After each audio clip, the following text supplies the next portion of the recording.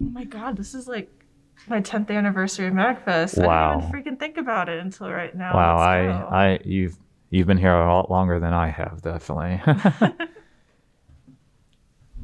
But yeah, that's definitely changed a lot. I remember like the second year I came, they had Nobuo Matsu as the main musical guest, and that was amazing. Like, he's the main composer for Final Fantasy music. Oh, wow. Yeah, that was amazing. He That's signed awesome. my maid a cafe uniform. Yeah. Like, I got to meet Nobuo Matsu. It was pretty high tier.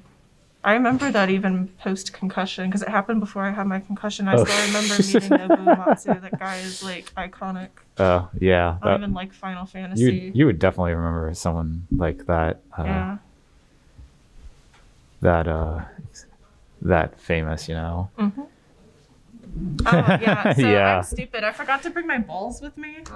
He brought his ball. I have my Pokeball right Yeah, here. I went and I bought one. Hold on. Yeah. I'm so sad. So I have a lot of Pokemon plushies and everything because I'm a basic bitch.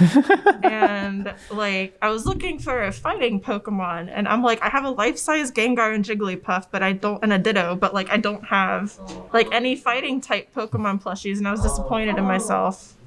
No Hitmonchan or... Yeah, I know. I failed myself. Actually, that raises a question. How many fighting type Pokemon have they made plush for? Yeah, I'm thinking Well, I know a few. Who's one? I actually, so in one of the vendors, they had like the UFO ones from like the UFO machines in Japan, like the claw machines. Oh. So there was a vendor there that had a bunch of the Pokemon ones because they have Pokemon specific claw machines like that. So they're about like yay big, and I saw one that had a Hitmonlee. Ooh. Yeah, I saw a Hitmonlee, but I was like, I have student loan debt now, so that sucks. Yeah. But yeah, so there was one stuffed fighting Pokemon. It was pretty cool. And then like there was one vendor like all the way back on like the right side, they had like a Snom that was like this big. I shit you not. I've never seen a plush Snom that big. And I was like losing my mind. That's not was even recent, isn't it? Yeah, it was from this generation, I think, like Sword and Shield. They made it cute on purpose. Yeah, you did. Yep. They made it too cute on purpose. Oh yeah. Pancham. That's a fighting type. So panda Pokemon. Yeah. I have seen Pancham stuffies. Yeah, I was like, they like him because he's cute as well. Yeah, he's a little panda bear who punches you. It's great. Oh my god, you have like a card for me now, Yeah. Andrew? Sitting there since all day with all my keys. Well, how come I didn't get that yesterday? I'm in the same room. I was the cameraman. I'm the panel guy today. Oh, okay. Gotcha. How many people you have in your I have 21 so far. Nice. Okay. 22. Maybe I should have like put in the panel description like former org CEO talks about networking, marketing director. I just want networking 101. I'm like, all right, this is definitely what called me panel. Yeah. Going back to my marketing director days. Yes. Yeah. It's like something video games marketing. Did you say hi to anyone? I mean, I was talking about Pokemon plushies. I was deep in the role play. I'm cosplaying as a Pokemon gym leader. Yeah. All right, so it's All right. 3. Let's go. Hi, Hey. dudes and dudettes. Yo. So this is Networking 101. I haven't led this panel before. Congrats. This is all of our first times. I can't really say that happens very often because I normally have like the same panels I lead every year. But I wanted to do something different this year. So my name is Makomi. I have been working as a like professional costume designer and cosplayer since about like 2012. Then I got my first org contract as a pro FPS player back in 2017. So I am actually a pro gamer, and yes, I competed against guys. That's apparently a rare thing nowadays, I guess. But I did that, and when my first org was Pride Start Gaming, I was signed to them at like for my Overwatch team, and then I was also brought on as their head of content. I did that for a few years, and then I moved over to American Esports. I was their director of marketing. Basically, I handled their sponsorship program and a lot of their esport boot camps with different colleges. So I did like a little bit of coaching through that for like different TESPA and NACE teams. And I set up their sponsorship program for like their merchandise line for like streamers and stuff like that. And then COVID hit and I became unemployed. And then I got peer pressured into doing Valorant stuff. So I managed a couple different tier 2 Valorant teams. Then I got peer pressured again when they announced their Game Changer series. And I did one tournament and then I decided I'm too old for this. So I did Valorant as a player for like a hot minute and I might get peer pressured to do it again. We'll see. So yeah, I've been working in esports for a minute. Other than that, I've also been like on the corporate side of esports, like org management. So I've worked in like sponsorship acquisition, talent management. I managed stream teams before. I've done sponsorship acquisition, contract negotiations. I was recently the compliance officer for Pride Stark. So I was the unofficial watcher of the internet. Basically, I made sure that all of our org branding complied with our sponsorship contracts, stuff like that. I've done esports journalism. I've covered some people that are pretty big in the FGC community. I've coached. I've done everything basically at this point. I've done everything. So yeah, those are my credentials. You can Google me if you really want. And this is my co-panelist. All right. Hello, everyone. I'm Melpool. Melpool Cosplay on all social media platforms. So I start off as a cosplayer. I've been cosplaying since about 2013. And then as I kind of grew and, met McComey, and then I kind of started branching off into the esports side of things. I think I was inspired by when I lived a year in Los Angeles and I went out to an Injustice 2 tournament, and one of my longtime friends was actually brought in as a sponsored cosplayer for Injustice 2, and also she worked for NetherRealm Studios at that time, which did the QA for Injustice 2. So I was like, cosplay and esports, that seems like a good route to go across. So and now I also am a content creator and shoutcaster for Smash Ultimate tournaments in the DC metro area. So I've mainly been working over at the Cave in Fairfax, but I just got my first gig with VG Boot Camp over in Laurel. So Xanadu. Yeah. Right? What's up? It's Xanadu, right? Yeah, Xanadu. Yeah, Xanadu Games at Laurel Xanadu. Park. Flex that name. Xanadu is nationally known. No, and bro. they seem to like me, so hopefully I'll be doing more for them. But I'm also, started off as cosplayer, moved kind of more to esports, but still do both. And I stream on Twitch at Melpool, and so let's see. So if you see one of the armored Samuses running around tomorrow, I'm one of them. So I kind of got known for some of the costumes that I build, mainly big armor builds. So like Samus is the one I think I'm probably the most known for. But I've also done smaller costumes like Raihan. I've done some armored Nightwings. I did some Halo stuff back in the day. Your Mass Effect went pretty viral. Yes. BioWare shares it like every year. Commander Shepard, which literally BioWare asked for the rights for that photo and posted it on N7 Day when everyone else wanted the trilogy, and instead they got a picture of me. You just had to wait another year, and then the trilogy got announced. And then another picture of you. And then another picture of me.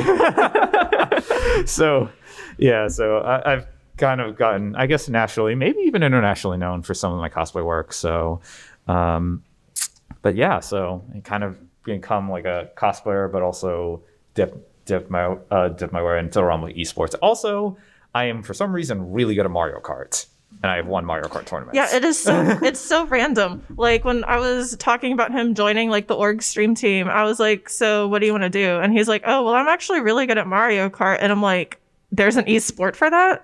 There is a competitive scene for Mario Kart. Like they have weeklies out in Vegas. Yeah, I heard about it. Please fly me out to Vegas. Yeah. I want to compete in those weeklies, but I was like shook. Yeah, I don't know why at least the Mario Kart scene, at least in the US, for some reason is all in Las Vegas. It can be a little bit tough to find some tournaments, but I was at Holiday Matsuri's tournament and I did win that. So sweeping victory. I watched on Twitch. It was while dressed as Dark Pit for some reason. That's honestly more iconic. Like, imagine winning a tournament while in full cosplay. It's so funny. Ugh. But so right. I have an idea about how I want to do this panel. I like to adapt my panels typically to my audience, so I'm going to ask you guys some questions. Audience participation, raise hands, and all that good stuff. So, like, who here actually wants to get into esports? Like, if you, okay. So, like, we have one guy interested in esports. How many of you, like, I want to figure out what type of stuff you want to accomplish with networking. Like, are you looking for it on, like, a business standpoint? Like, raise hands if you're looking for, like, business. Are you guys talking, like, normie jobs or, like, nerd jobs? Nerd jobs? Okay, cool. I just have to clarify sometimes because it changes how I lead this panel. All right. And then, so for, like, nerd jobs, like, for instance, I've lectured on, like, internet networking at, like, different colleges based on, like, how I networked in the cosplay community and, like, its baby days. Like, is anybody in here, like, looking to do, like, cosplay type stuff? Okay. To that extent? Okay, so, like, one person, that's cool. So just, like, nerd jobs in general, like, comic book artists, anybody? Game dev stuff? There we go. Word. There we go. Any, like, nerd music stuff, like video game music? Okay, cool. So, okay. So there are, like, 3 different main ways that I personally have done networking to further my own very weird career in this space. I've done, like, live event networking, then I've done social media networking, and I've done in-game networking. That one's the weird one, I think, personally. But so, like, live events, I think, is the most useful type of networking that you can do. So who here, like, frequently goes to, like, nerd community live events? So, like, whether it be, like, watch parties for, like, League, MAGFest, PAX East, E3, things like that. Huh? Obviously, COVID's affected things. We understand that. Pretend COVID didn't happen. Let's say Don't take your masks off. Yeah. But pretend COVID didn't happen. Let's All say right. pre-COVID. Yeah. You know how many? But like even so, what's frequent? Like once or twice a year? At least, like, once every 3 months. About 12. Like 12 events a year. Yeah. That's pretty frequent, I would say. Yeah, that's more than pretty frequent. Like, one a month is extremely, like, I say once every 3 months is pretty frequent for most people. Because they're expensive, especially if you're going on your own. Like, the whole reason I even got into cosplay was because it, like, kind of paid for me to go to conventions in a way. And I mean, like, I love cosplay. I still do it, even though I don't get paid much anymore for it. But, like, I mean, your girl's a broke college kid. Like, you got to do what you got to do to go to cons when you have student loans. You know what I'm saying? That's why you Yeah. But, like, so for live events marketing, I have opened a lot of doors for myself through live events marketing. So, like, how I like to take it, like, you go to an event, right? And, like, we'll use MAGFest as an example. Like, I'm here, I'm drinking, I'm hanging out with homies, like, the whole weekend and everything, right? But, like, I'm also meeting a bunch of new people. Just because that is the nature of MAGFest. You, like, go to room parties and there's, like, a bunch of people you don't know and stuff. So, like, you always want to just keep in the back of your mind, like, pay attention to, like, who you're meeting. If that makes sense. So, like, last year, for instance, I met a person who was I went to have dinner with a friend who runs an event in New Jersey. And then she had a bunch of her friends go to the dinner and everything. So I got to meet her friends and everything that were running another event. And I already had a good relationship with the friend. Like, I did shoutcasting for a couple of her tournaments and everything. And so, like, we had a good working relationship, and I've done some stuff with our company before. And then she introduced me to her friend. And so I'm talking with her friend, and I find out her friend has another live event. And so she was like, yeah, we can come, we'll just like pay you to come be a cosplay guest and lead cosplay programming for us because we want to expand on that. And I'm like, great. So like I got a random gig out of going out to dinner with my friend. Like, especially if you already have like credentials, like, you know what you're doing. Like you have a degree in it, you have prior work experience and everything. Just like having pride in your work, like when you're meeting new people, like it could be a really cool thing and it can open doors that way.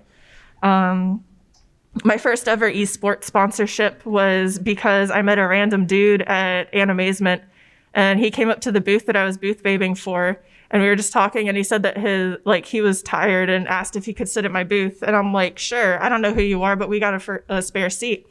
It turned out to be the CEO of a company, and he was like looking for people to sponsor. And so I ended up talking with him, and I got my first ever sponsorship out of that. And just because like I let a random dude I didn't know sit down at my booth because I was being a decent human being.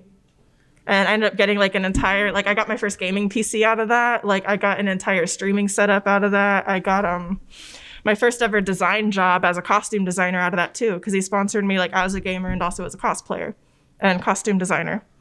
So like, yes, like I'm very lucky, but also like I had, like I met a random person and I turned that into like a really good opportunity inadvertently. But that being said, sometimes the more you expose yourselves to those types of random encounters, the more likely you are to have something like that happen. Yep, like at that point I was going to like 10 to 18 conventions a year depending on the year. So like I was in the con circuit like pretty deep and everything. And then also tournaments are another really good place to network as far as like gamers are concerned. So like even if you don't want to be a pro gamer, like still going to like tournaments is a good way to network, especially like tournaments in areas where you have like a lot of game studios. So like the Rockville area, like up in this area, you know, you have Bethesda Studios down where I live, and I go to a lot of events in the North Carolina area. We have Apex, like not Apex, well the city is called Apex. We have Epic Games, you know, the studio that made like Fortnite and Paragon. And then we have Ubisoft. And there's another studio down there, I just don't remember. But like there are a lot of like game studios down there because it's a tech hub and everything. So like if you live in a tech hub, like going to the locals weeklies, things like that. Like you have a pretty high chance of meeting like a game developer that way, or if you go to like the local nerd events. And so, yeah. Yeah, and you know, for me, from the point of view of me commentating Smash tournaments, you know, I actually started casting Smash tournaments because I was bored in the middle of the pandemic, and one of the local esports arenas was running tournaments and nobody was casting them. I was like, you guys need help? And then you know, one of the people was briefly also on Pride Sark, No Skills. I think is he in the LAN? Is he running the consoles downstairs this year? I don't know. I don't know. I do know. I think he recently had COVID, so he might not be here, unfortunately. But you know, he brought me in. You know, I did good work for him. I wound up like literally my second ever online Wi-Fi Smash tournament. I was casting like Meister and Sonics, which are two of the top players in the world. Meister's like was number 6 at the time. Number 6 in the world, and yeah. Sonics is like top 20, the number 1 player of the Dominican Republic. And I was nervous as heck. Literally my second ever casting gig, and I'm casting like grand finals with 2 like of the top players in the world. See, you're saying you're nervous as heck, but then like the first time I had to do it, you're like, we're short shoutcasters. I know you haven't played this game since Melee. I know. But, like, come and shoutcast Meister first match. But that Wi-Fi gig that I got turned into an in-person gig once it was safe enough to run in-persons again. And so that's when I ended up starting casting over at the Cave, and people started people in the chat started recognizing me from the Cave in Fairfax, and then that's what ended up getting me, you know, hooked up with Scabs from VG Boot Camp, and then they brought me into one of their weeklies. So, you know, it's kind of just like almost climbing the ladder, right? So it's like, if you present yourself as, personable, you're not like being a jerk on the mic. You're not pretentious. You're not pretentious, and and you just try to be reasonable, affable, talkative to people, and try to have a little bit of fun when you cast, and that's how you kind of help build the ladder. People start noticing you, following you on Twitter, and then you end up graduating to bigger gigs, and hopefully maybe next year I'll start actually doing majors. Yeah. I mean, well, Super Smash Con's going to happen again. That is very true. And I have I personally have the advantage because I'm in this area that I live like 15 minutes from it. So it's like, hey, you don't need to pay for my travel. I'm literally right there. Yep. And so I like to talk about like the pros and cons of like the different types of networking as well, or at least like that's how I envision. I think that would be good. This is like my guinea pig panel for this. We're gonna see how it goes. But so I think one of the pros of live event networking is like, so you know how like on social media, like all of the brands will put out things on Twitter, for instance, and they're like, oh hey, who do you think we should sponsor next? But like realistically, do they ever actually like DM those people or anything? Like it's just to boost their engagement. Like let's be very real here. And so like if you meet these people at like live events and everything, like you're literally talking to them. Like you could be talking to the director of partnerships. Like you'll never know and everything. And it's like a lot harder to brush off a person that like you get to meet in person. And especially like when it comes, like I know most of you guys aren't really looking for like content creation gigs and things like that. But like as a company and somebody who has had to, oh, you are? Okay, cool. Well, this is directed at you then, my guy. But like companies want more than just somebody who's either really good at games or like has a big social media following. Like ideally they want somebody who like is marketable, because at the end of the day, like if you're going to get sponsored, like they're sponsoring you to sell something for you. Like that's the whole point of it. Like it's like the new form of like advertisements. Like people don't do commercials anymore. They just give free stuff to like an influencer basically. And then that influencer gets a code and like affiliate marketing, boo boo. So like if you're able to prove that you're like actually a decent human being who isn't a degenerate in real life, like that's very convincing. And it also is like, you can also form like a bit of a connection with the person when you're talking with them, which I think works out really well. And I've had a lot of good experience through that. The bad thing is, like you get business cards, and that's like how you get back in contact with people. Like they give you their business card and they'll be like, yeah, let's schedule a meeting after this event when I fly back to the main office and everything. I've lost business cards. I've been very mad about it too. I'll be like, oh yeah, I have like a business card for like this peripheral company and I actually need a new keyboard. And it's like, word, I lost it. Cool. I'm not getting sponsored now. Yeah, business cards are definitely important, but to really make sure you follow up, take a picture of the business card, because then you won't lose it. Yeah, but see, I'm blonde and I let my phone die. Like under the wig too. But yeah, so like those are some of the pros and cons I think of like live event networking. Bless you. Bless. So then like another really popular form of networking is like on social media. Go figure, the world is on the internet nowadays. So like who here has social media exclusively for you trying to get into nerdy industry stuff? Okay. How many of you use your personal social media for it? Okay, so those of you who are using your personal social media for it, unless you already like work in that industry, you probably shouldn't do that. Like just make like an online persona, because like realistically, I'm gonna speak from like personal experience right here. Like after I started making waves in the Overwatch scene, I had a lot of people that were really mad that I was better than them, and I got doxxed. I had people throw my matches. I had to deal with a lot of crap. And like if you start making waves on the internet, like I mean, yeah, I'm a woman, so I probably had to deal with more than like my male counterparts, but like I've had guys that were like on my team that also had to deal with like a lot of really horrible crap when they started being content creators. And so like just having an online persona or like page specifically for your geek stuff is also like a safety thing. No, absolutely. And obviously, speaking of this from a guy perspective, I have a day job. You're not going to know what it is because I'm not going to tell you what it is. And I keep my day job from my social media presence, cosplay, esports, whatever. I keep them as separate as humanly possible. It helps, with a lot of different situations. When I'm at work, my day job, I focus on my day job, right? It's only after work that, I will work on the other stuff. So I definitely am not a full-time content creator, Twitch streamer, whatever. And I don't think that's a reasonable path for me. So, especially living in this area. You'd have to be like in the top, like what, 0.03% Twitch streamers to even make like minimum wage. Absolutely. Imagine being able to live in DC. I will say we do have awesome internet though. Yeah, I am jealous. I know. I need to like just drive to your house whenever like I have to start playing in tournaments just stream at my again. house for tournaments because I have a solid connection. But so yeah, like definitely have like your social media separate, if anything, just for safety reasons. Yeah, absolutely.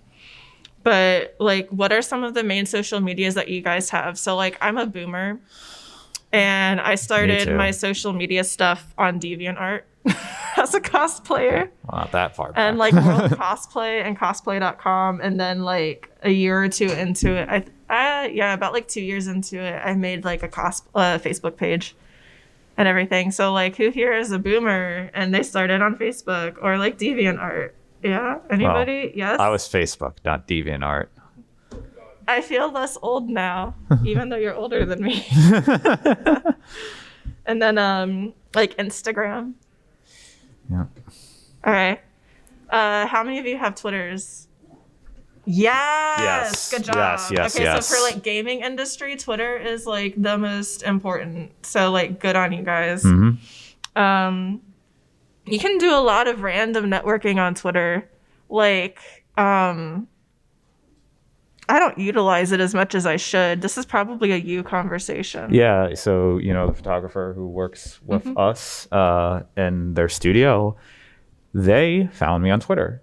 They are based out of DC. They are huge fans of Promare in particular, which is a Studio Trigger anime, and one of my cosplays that I'm kind of known for is Galathymos. That wig is hell.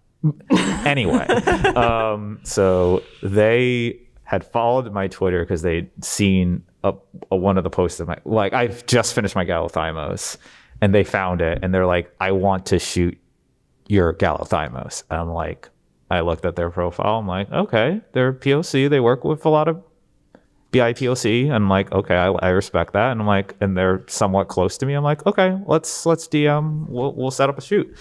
And then we did a shoot, and it was great. And now they're my go-to photographer.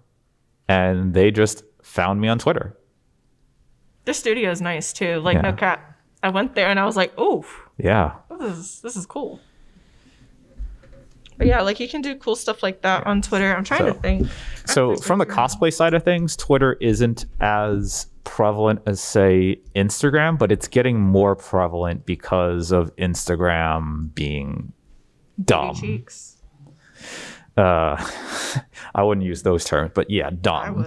I would. So I think because of Instagram, Meta, whatever, wanting more money and pushing like reels because they want to like knock TikTok out of business or something. It's allowed Twitter to kind of catch up from the cosplay side of things. So I definitely think as a cosplayer, Twitter is becoming more and more prevalent. I had to slide through my DMs to see if I had any recent practical examples, and I do have one. So I did esports journalism for Super Smash Con this past year. And so I filmed a lot of their interviews with like the pro players from different orgs and stuff like that. And one of the main competitors I ended up doing an interview with was Elegant. I got a hold of him through Twitter. Top Luigi meme out of Southern California. Yeah, he is like currently ranked number 30 globally, I think. He's really cool, Yeah. by the way. Highly suggest He's you guys go watch he's his actually a streams. decent person too. Yeah, like he is so nice. Like actually, like he is elegant in every sense of the word. Like he's a great guy. And so like I was really busy because I also had to handle like my org had players in the tournament as well. So I'm like handling them, handling like other meetings because like corporate crap at that point.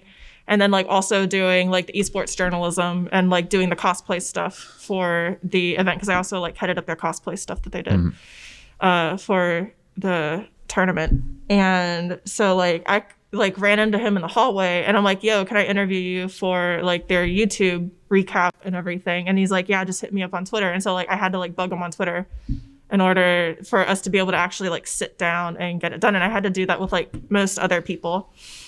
So you can also use Twitter like when you're at like a really high pace, like, you know, a world championship event.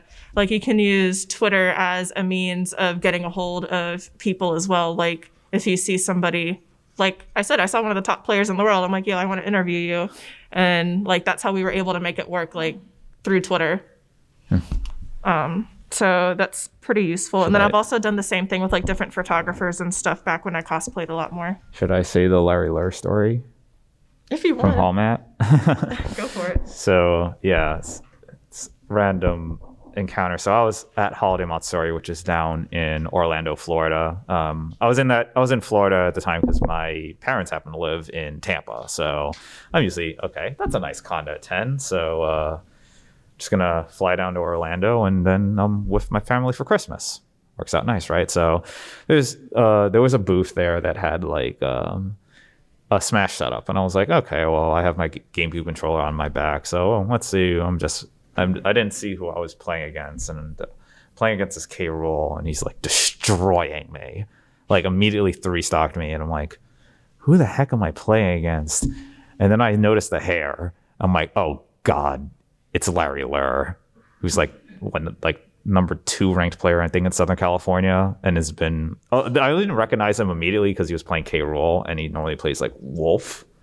But I ended up figuring it out, and he he was pretty cool. Like he was wrecking me, but then I eventually like made some adjustments with my gameplay. I'm a Samus main, by the way.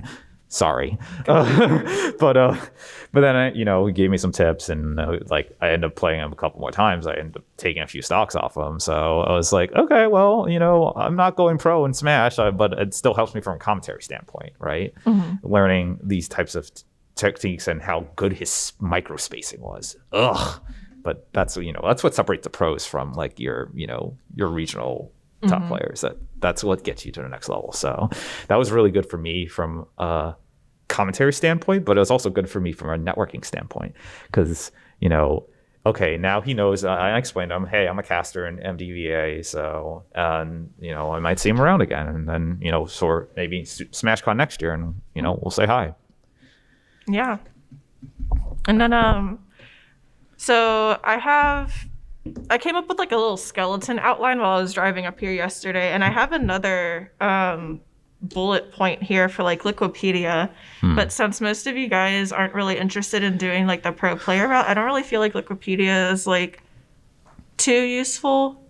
Like especially going from like a dev or like musician standpoint, there's not really any of that stuff on Liquipedia. My little thing, like my blurb, is if you're ever going to try to like look for a team as a player or something like that, like typically if you have a Liquipedia page, like that's a pretty big flex because it means that you already were successful in like a previous esport. So like link your Liquipedia page. Like a lot of people will have their Liquipedia page like as their website on Twitter. A few of my friends do that. And then another thing along those lines, they're like, depending on the game that you're playing, there are different tracker websites. So for Valorant, because that's what I'm involved in right now, you have VLR, and then you have like Spike GG for like your stat trackers and stuff like that, and it keeps track of all your tournament records and things like that. And those are like, there are like certain statistics that like you're supposed to have and maintain in order to be at a high enough level to get tryouts for certain teams. And so like just making sure that you keep that up to date and that like whenever you're putting out your looking for team post for like to do your trials, like you list those your websites in your Twitter post and stuff, or like in your Discord post. And then the last thing I have listed for social media is TikTok. I'm a baby at TikTok. I've been learning it for the past like 3 months, but I grew like 300% in the past like 2 months. So I think I'm vibing, and that's without going viral. So I think that that's even more impressive, like marketing stat wise. I mean, as much as I personally despise TikTok, it's kind of the way to go right now. It is. It has the best organic reach out of every single social media. Right. I've been able, I've had a few videos go viral, most notably anything involving my Samus. Yes, the only thing is like, when anything that I post goes viral, the comments. Feed the trolls. They boost your engagement. They I do. chose violence yesterday when I woke up, and it boosted my engagement by I quadrupled my views on my video just because I pointed out how stupid this troll was. I mean, I have done a couple of memorable clapbacks. It's like I pick and choose my battles, and sometimes I just delete them. but if somebody deserves to get pwned, pwn them. Yeah, like absolutely clap back 100%. It's also like I get serotonin from doing it, so like it's a double win, honestly. Like, oh, you hate women in gaming? I'll wipe my tears with my pro jersey with my name on it that I earned that you never will. Wow. But yeah, so like TikTok, anyways, like statistic wise, it has like the best organic reach. It's also really easy to get into your niche. So I'm gonna turn into like a marketing nerd for a second, so like bear with me. Like there are so many different niches on TikTok. Like how many people here actually use TikTok? Like you don't have to be like a creator, just like a consumer. Any consumers? Okay, we have like 4 Zoomers, yeah. 5 Zoomers. Let's go. So I wouldn't like call all of myself you a guys, Zoomer. I joke about it being a Zoomer social media, but it's really not. There are actually quite a few like older people, like Gen Xers, and like God, I'm saying older people, like they're not only a decade older than me, but like Gen Xers. There are also some boomers and like old people on there, like actual old people, like our grandparents and stuff on there. And there are people from like all different walks of life and everything. There are subcategories for subcategories. So you like the amount of time you put into the algorithm, like you can absolutely hit your target audience like so easy. It just like it takes like a week of intentionally scrolling and like engaging with other posts and stuff like that. So as far as networking is concerned, I think it's really useful in that regard, because like I mean, you go on Twitter, but like from a like musician standpoint, like you might have a lot of people who enjoy your music, but like how many of those people are actually like well off enough where they can privately commission you to like compose a piece for them? Or like how many of them are game devs that need you to compose like menu music for them or something like that? Like you can really narrow it down on TikTok, I think. Also, if you want to say something? Yeah, it's really more or less a question because I just started getting into TikTok as well. Okay. Like my job is games journalism, and also I run a YouTube channel, but like I've been doing 2-minute reviews on just like any which game that I want to. What is the frequency that you should be posting on TikTok, and 2, how are you like trying to take advantage of the algorithm? Whether it be like hashtags, whether it be like, what time you're posting, factors like that. Okay. So for hashtags, I'm going to bring up my own analytics page. Yeah, I think we had a talk about this a couple weeks ago with my TikTok. Did you make the changes I told you? I did. What did it do? I haven't posted enough for it to make a difference. Damn it! I've also been moving. No, seriously, I'll post more next week. You better. I know. God. So while she's looking that up, I do want to touch on a TikTok networking story that I had. So again, I mentioned like my Samus cosplays have been doing really well on TikTok, and every now and then you might find another cosplayer who cosplays from the same series, or it has a relatively unique cosplay that I'm like, hey, I can duet them. So I was scrolling through TikTok and I found this amazing Ridley cosplay. Like, it's a person, they're out of Oklahoma, and they like make like fursuits, creature suits, all these sorts of stuff. And then they had a couple of Ridley TikToks, and I'm like, and I asked them, can I duet you as Samus? And they were like, absolutely. So I made a couple of duets with them, and I posted them on TikTok. They didn't do that well, but then I posted them on Twitter, and they did really well. And I ended up actually meeting this person in IRL at Anime New York City. Oh, cool. Just they happened to show up there, and we ended up talking for a good hour, honestly, because they were waiting for. I think they were dressed as like Shinji from Evan Halion. Oh, cool. And they were waiting for an Evan Halion shoot to start, and we ended up having a really deep conversation, with two creators who I obviously specialize in armor, and they specialize in fursuits, creature suits, liquid latex, that sort of stuff. And that's kind of stuff, especially liquid latex, because eventually I want to make Dark Samus. And that's something that could be, could really benefit from liquid latex, especially for the undersuit. So that was really beneficial to me. We've connected on social media, and so, we'll ask each other questions. So that's a networking thing. And it turns out they guest cons in Oklahoma. Mm-hmm. So, that could be a potential vouch. Exactly. I've gotten, you'd be surprised at how often, getting work in the nerd space, you can get jobs from people vouching for you. Mm-hmm. It's kind of wild. I've gotten jobs because I've had people who were, that came before me were she'll actually get work done and not have drama. Yeah. And honestly, in the cosplay space, that's actually huge because, a lot of cons will bring in, and just for guests in general, music, voice actor, right. Game dev. I've heard of certain situations where cons will bring in cosplay guests, and they're divas. Divas is a good way to describe it, actually. They're pinup models. They'll show up late to their panels, or they will show up late to their booths, or they'll be not very professional to the people that they meet, and then the con gets bad feedback about them. But if you're a con, that looks bad on you because you brought in this subpar, if you will, guest.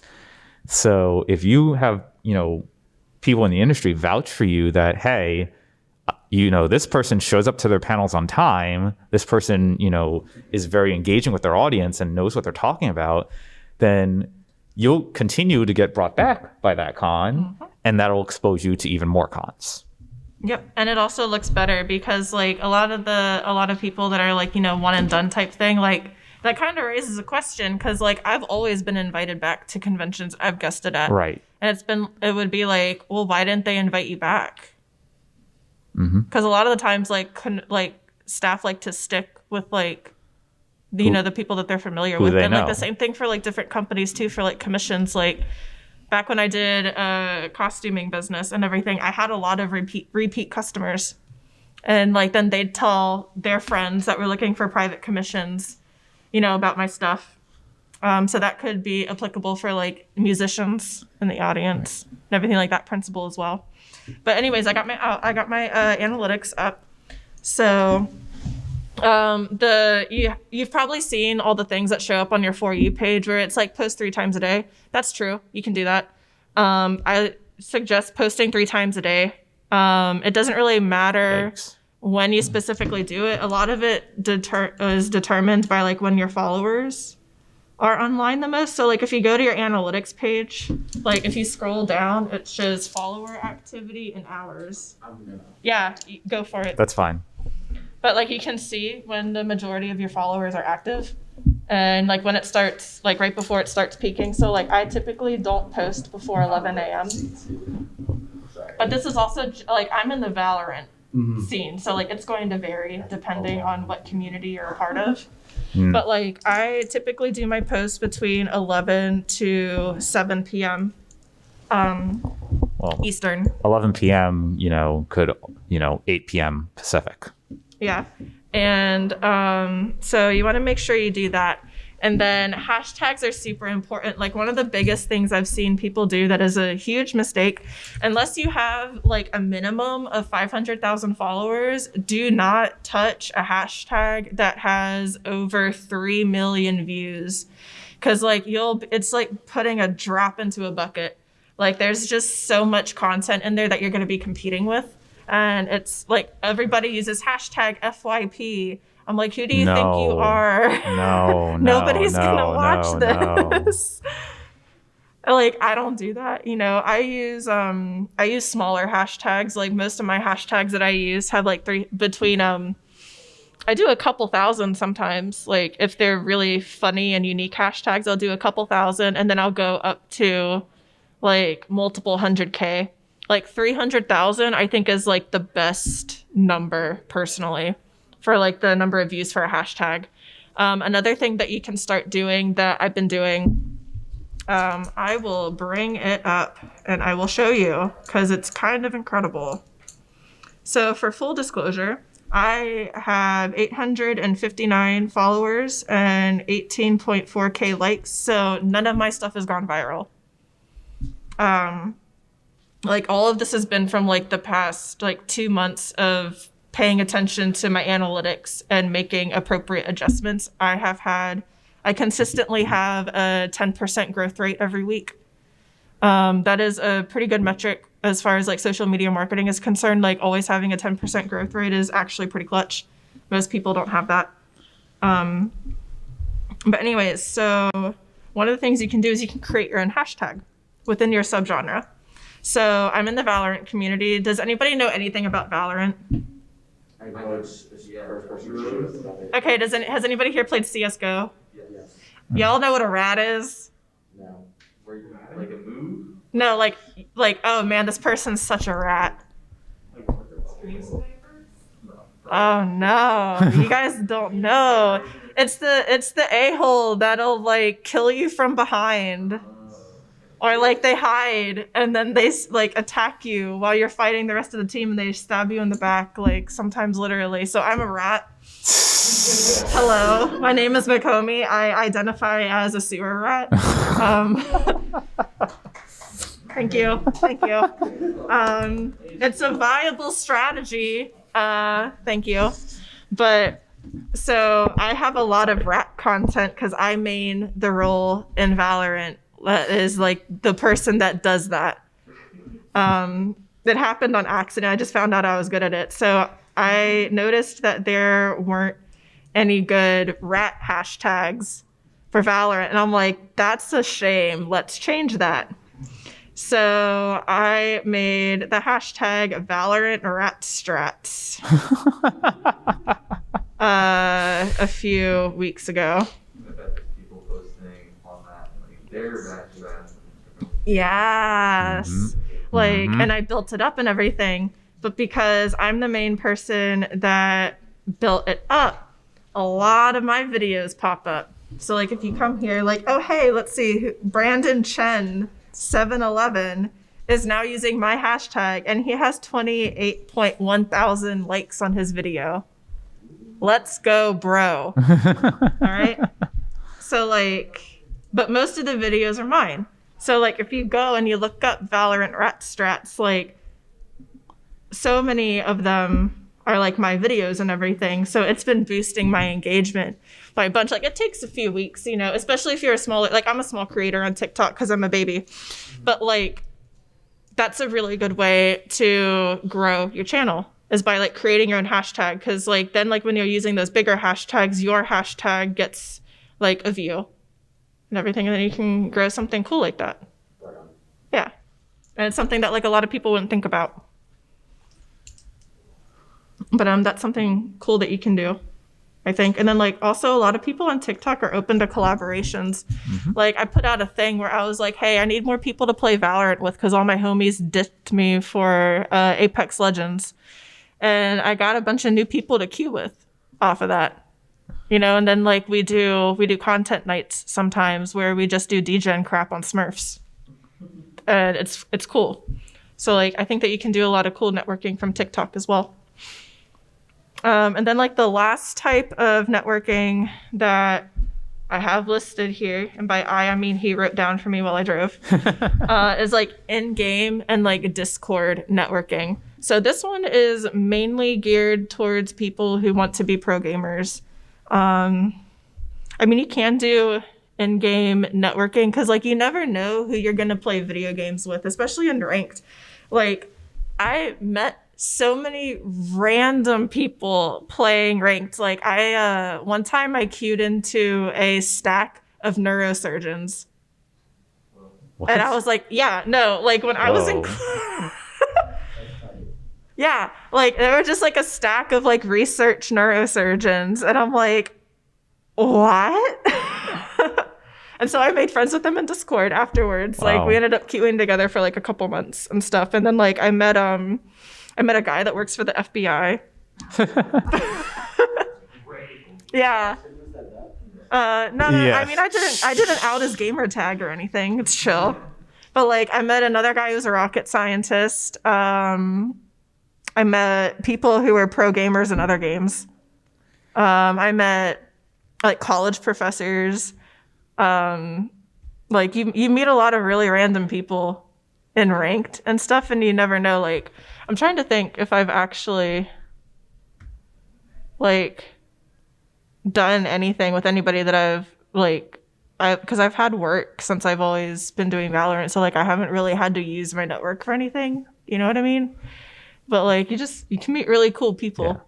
So I will say, since I primarily play Nintendo games, some people in Smash, Splatoon, and some cases even Mario Kart will have their tags be their Discord tags. Mm-hmm. So this is especially useful in my opinion for Splatoon, because Splatoon's competitive community is really small.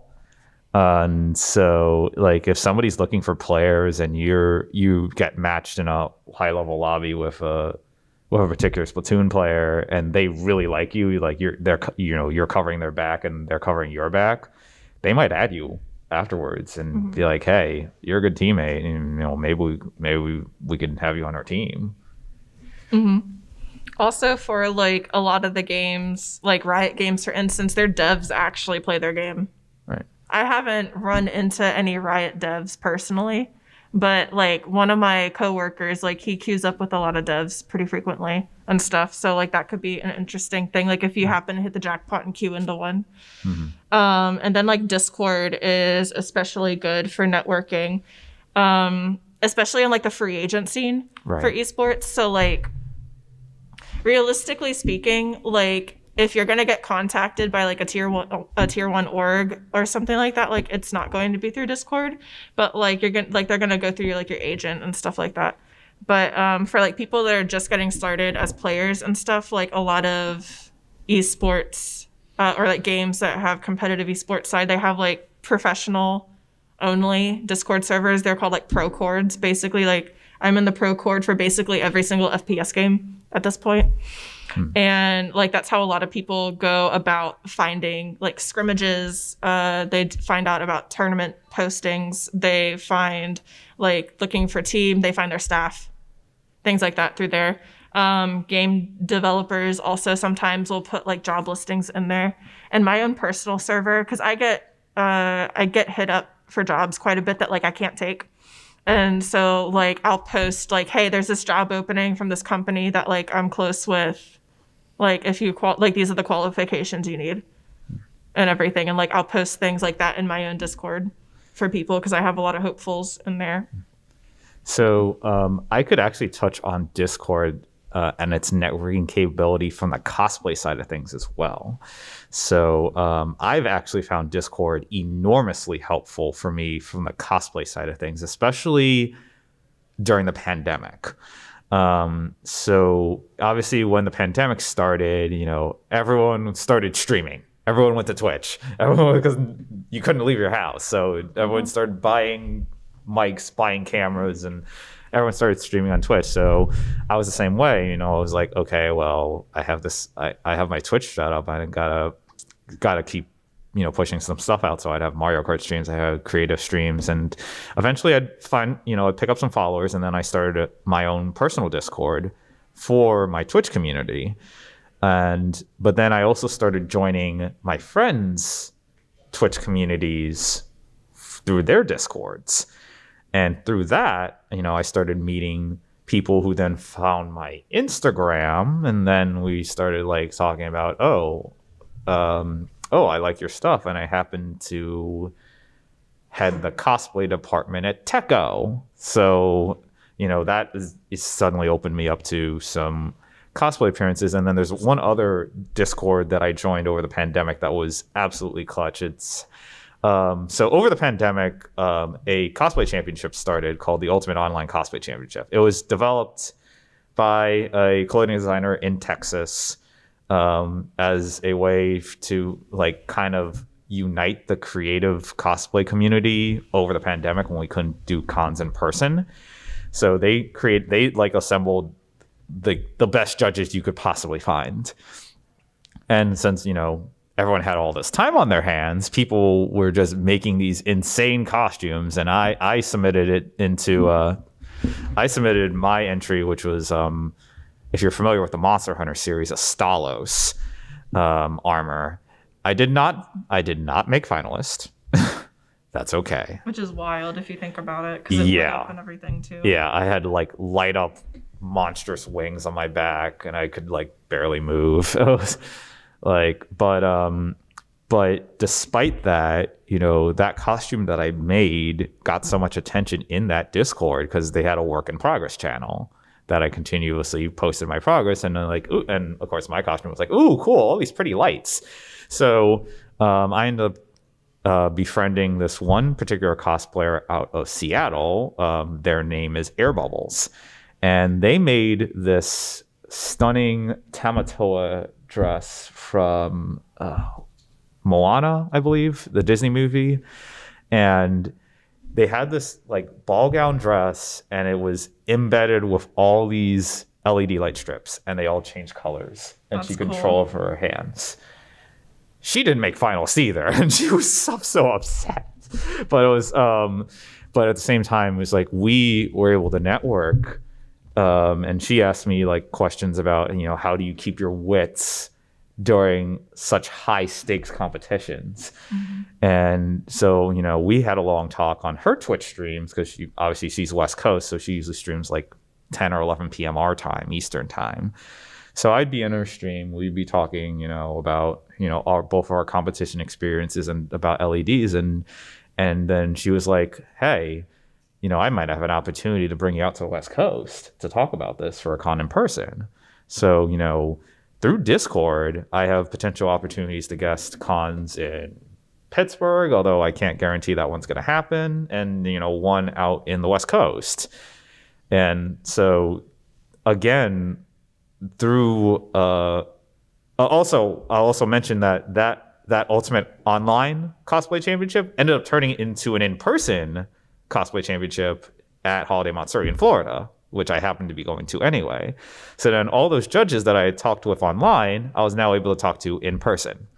So then I was able to network with them even further. So, and then I mentioned, oh yeah, I was the Astalos. So, and then they all like, oh yeah, the light up thing. So yeah, that was really cool. And it was a really good experience. And, you know, I got to, you know, bring my name out to more people who are based out all around the country. So, you know, the more exposure you get, the more opportunities you could possibly get. Mm-hmm. So we have like 5 minutes left. Are there any specific questions that you guys have? Yes.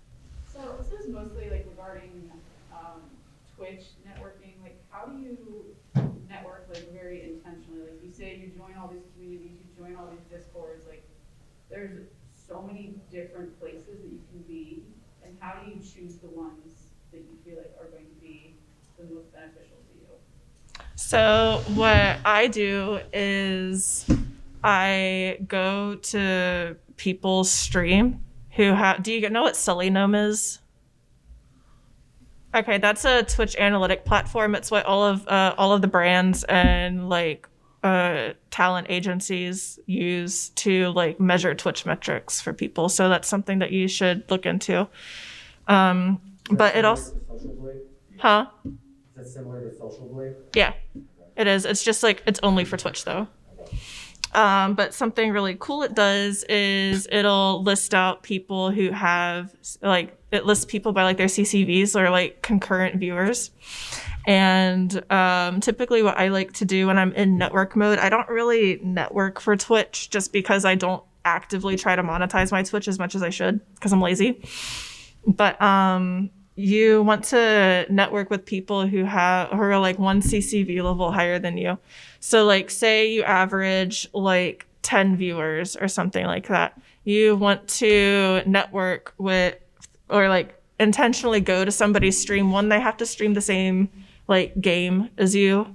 But then like you want to make sure that it's somebody who averages like let's say like 15 or 20 viewers per stream or something like that. Slowly. Yeah, it's a slow incremental thing because like realistically, like for Twitch, you're not going to be able to get noticed by the huge partners and stuff like that, like unless you happen to like meet them through some other means. So it's like it's a grind, honestly. That's actually a really good point. So those streamers, through again that UOCC that I competed in, that's actually found me streamers who I then follow, and then they might raid me, and then they'll bring in 25 viewers, or sometimes even more than that. So I think there was one time I got like You had like Akali 30 or 40 viewers one night. Yeah, there was one night because I think I got rated. That person had like rated me with like 100 viewers. Yeah. So that was huge. That's Akali Lake. They are a judge in the UOCC. So, Cool. But they're also really big into Hearthstone, I think it is. Okay. Yeah. But well, going off of that, so like that's the type of person that you should like aim for. But like you also want to kind of like integrate yourself into their community. Like for instance, if you go in Discord, you know, like everybody and their mother has a shameless self-promotion channel and everything, and everybody posts in it. Yeah. But at the end of the day, like who is actually like if you're posting in somebody else's Discord, like what is the actual likelihood that somebody from their community who doesn't know you is going to join in? Right. So like you want to try to be in their Twitch stream. You want to like try to be active in their Discord and everything. So it's like it's very time consuming and everything, which is like one of the reasons why I don't really think that it's like a super viable thing for most people. Just like personally, that's why I don't do it. Like I don't have the time. But that's a big thing for Twitch. Any others? I think we have 1 minute left. So. Yeah. Well, I just wanted to ask if you had any experience with networking in VR chat, because it's been working well for me since I started playing it. I do not actually. I'm too poor to have an Oculus. I unfortunately can't say I have either. You can play without a VR headset, but people just literally play that game with the chat. Huh. Like you can join a world that's themed around something you're interested in, and like I've met people who are like, you know, pretty influential people through that have like potentially like lead to jobs. Like, whatever they do. That is really cool. All right. Don't like. Roll I'll have to look into that. That'll be my next project after I figure out this how to go viral on TikTok. But you had one? Yeah. Really quick. Yeah. I think. you mentioned everyone has day job. And Yes. there are times you were talking about I don't have the time to always do what I want to do for my social media networking and all that. How do you split up your time? So there's an app called Later that will schedule your social media posts for you. And also Twitter has that built into their desktop, annoyingly not into their mobile. I don't know why not, but I find that if I have time on a Sunday night, I'll schedule my post for the week, and that'll help out a lot. Also, as far as like content creation is concerned, so this is something that I've had to get really good at. So I have a schedule that I do. I do my work crap whenever I have my meetings. and whatnot. And then like for TikTok, because it is the best platform to grow on right now. So like I Yeah, put all of it my is. eggs in TikTok for the moment. Like they get all of my spoons. And so I have 2 days of the week where I edit my TikTok videos, like my gameplay videos. And then I have 2 days a week I stream on Twitch. And then I have the rest of the time, because my TikTok is Valorant content, but I stream Pokemon content. Because I got sick of getting stream sniped, honestly. So that's why I quit streaming Valorant. So like every other night of the week I play Valorant for like a few hours, and I do it for multiple reasons, but like mainly just to get clips and stuff.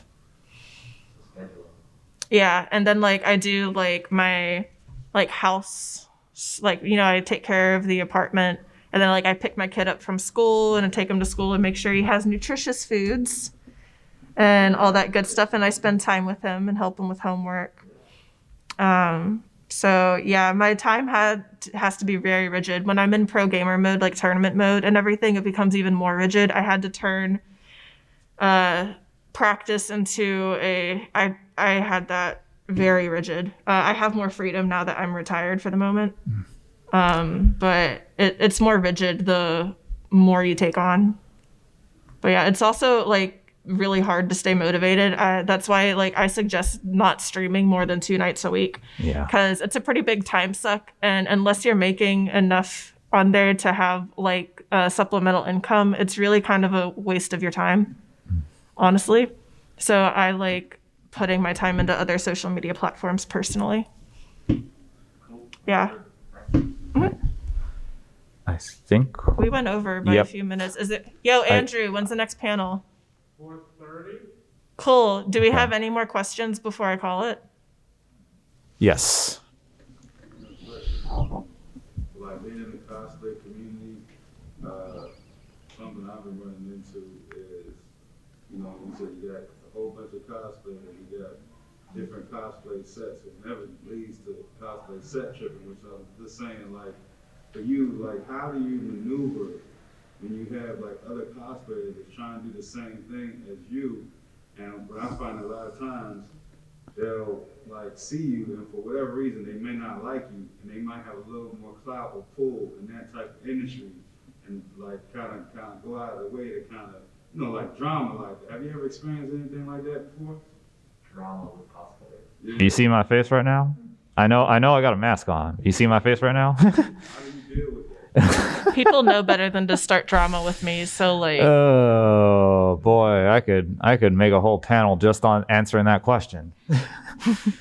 But I'll give you the Cliff's Notes version of it. So I've been in the DC cosplay scene since 2013. I've seen some stuff.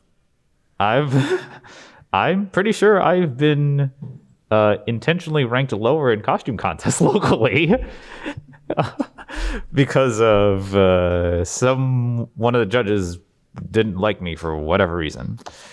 So I have found, as I have continued on in cosplay, that like my circle of cosplayers that I network with on a regular basis gets smaller and smaller and smaller. It's like weeding out maybe the people who are in it for the wrong reasons, if you will. And I think it's kind of a process of just finding the people who you know, truly vibe with. And in terms of doing what everyone else is doing, I actually try not to do that. A lot of the cosplays that I do, I've been known for doing cosplays of characters that are pretty popular, but not that many people actually cosplay. So example, yesterday, with Lillian in the front row here, I was Bo from She-Ra, and she was She-Ra. Like, everyone knows, if you've watched, you know, the show, the new She-Ra, not the old one, you probably recognize the character Bo, but how many times have you seen a cosplay of him? Mm-hmm. You see plenty of She-Ras, you see plenty of Catras, you see plenty of Glimmers, but you won't see that many Bows. So those are the characters that I really try to look out for. And another example of like one of my most recent cosplays was Dark Pet from Kid Icarus and Smash. Like, how many cosplays do you see of Pit and any Kid Icarus at all? You see more Palatinas. Yeah, you might see more Palatinas, right? But you'll almost never see Pit or Dark Pit. Yeah. So, and back several years ago, one of the cosplays that actually got me featured by DC Comics was, if you're familiar with the show Young Justice, Aqualad. Yeah, Aqualad did hit differently. Yeah, so that was, I lived for 1 year in Southern California, and I happened to be at WonderCon, and DC Comics had representatives there because DC's up, in Burbank. And so DC made me sign this like death waiver or whatever. and they did a whole like film montage of me. And then, when they released the DC Universe app, which failed spectacularly, but anyway, when they released that app, I was in their promotions. And like people were like messaging me is that you? I'm like, yeah, I guess. So it's like you mentioned, trying to fit in the cosplay community, but I feel like the best way you fit into the cosplay community is by not fitting into the cosplay community. Yeah. Also, I'm going to be less kind than Mel is because I'm a tired mom. I'm not kind anymore. My son gets all my kindness. But like, I feel like the people who are the drama llamas in the cosplay community are literally only drama llamas because they have nothing else of value. Like, they have no other thing that draws people to their page or to their art or to their work. So, like, if you have people trying to start drama with you, like, they're literally not even worth it. That's just going to be me. Very, very well said. Like, I don't feed into it. I'm like, I'm sorry you feel that way. I don't care. And then it's like, oh no, they can't start an internet argument with me. And so, like, then they stop trying to come for me because it's not worth it. All right. So, yeah, I think that's a good mentality to have. Right. And unfortunately, the big board says that we got to cut it there. So I know you had a question. We won't be able to take that off to the side. But thank you guys for coming to the panel. Yeah. And we hope you guys learned something. Give me feedback. Y'all are my guinea pigs. Absolutely. So, yep, she's McComie. I'm Melpole. So hope you have a great rest of your con.